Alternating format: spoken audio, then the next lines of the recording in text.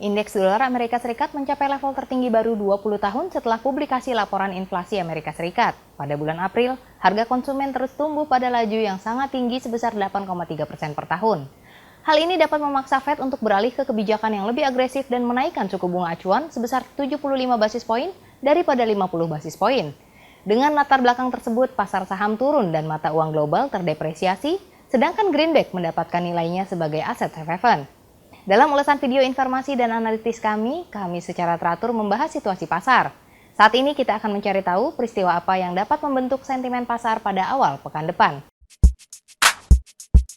Pada awal Senin, para trader akan belajar bahwa ekonomi global terus turun. Produksi industri Cina diperkirakan akan melambat menjadi 0,7% dari 5,0% secara tahunan. Penurunan ini dapat dijelaskan oleh konsekuensi dari berbagai lockdown dan kebijakan virus corona tanpa toleransi yang dilakukan oleh otoritas lokal.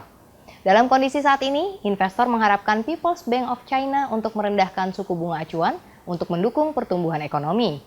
Faktanya adalah bahwa sektor industri Cina merupakan konsumen utama bahan baku Australia. Maka penurunan produksi industri Cina dapat menyebabkan aksi jual dolar Australia.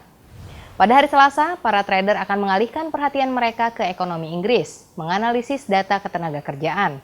Faktanya, pengangguran Inggris saat ini berada pada tingkat pra-pandemi. Fakta ini mendorong investor yang mengharapkan pengetatan kebijakan moneter lebih lanjut oleh Bank of England. Sebuah laporan penghitungan penuntut baru dapat menurunkan petunjuk lain bahwa otoritas moneter Inggris akan terus menaikkan suku bunga acuan, sehingga meningkatkan pound sterling. Di wilayah tetangga, situasinya sebaliknya. Bank Sentral Eropa belum siap dan tidak memiliki peluang untuk mengubah suku bunga utama.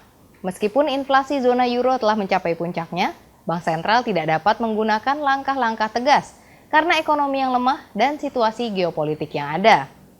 Pada hari Selasa, zona euro akan menggunakan perkiraan PDB kedua untuk kuartal pertama. Menurut data awal, dari Januari hingga Maret, ekonomi zona euro berkembang sebesar 0,2%, menjadi 5,0% per tahun. Akan tetapi prospeknya masih sangat suram dan terus memberikan tekanan signifikan pada mata uang tunggal.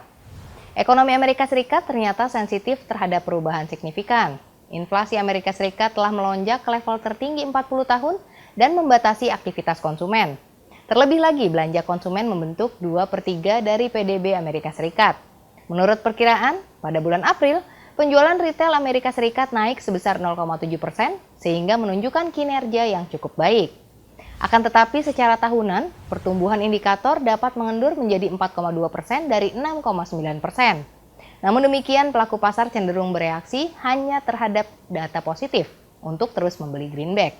Pada hari Rabu, para trader akan kembali fokus pada laporan makroekonomi Inggris. Kerajaan akan mengungkapkan data indeks harga konsumennya. Menurut perkiraan, pada bulan April inflasi konsumen meningkat menjadi 9,1% yang luar biasa mengejutkan para ekonom dan investor. Indikator terus melonjak meskipun suku bunga lebih tinggi. Saat ini, dunia keuangan berada dalam cengkraman depresiasi yang disebabkan oleh krisis energi, embargo minyak Rusia, dan langkah-langkah karantina di Cina. Di Kanada, situasinya sedikit lebih stabil. Para analis memperkirakan inflasi akan menurun menjadi 6,6% dari 6,7% setiap tahun. Akan tetapi informasi ini akan sangat mempengaruhi sentimen trader. Terima kasih telah menyaksikan kalender ekonomi Instaforex TV. Saya Ovelia undur diri. Sampai jumpa pada kalender ekonomi selanjutnya.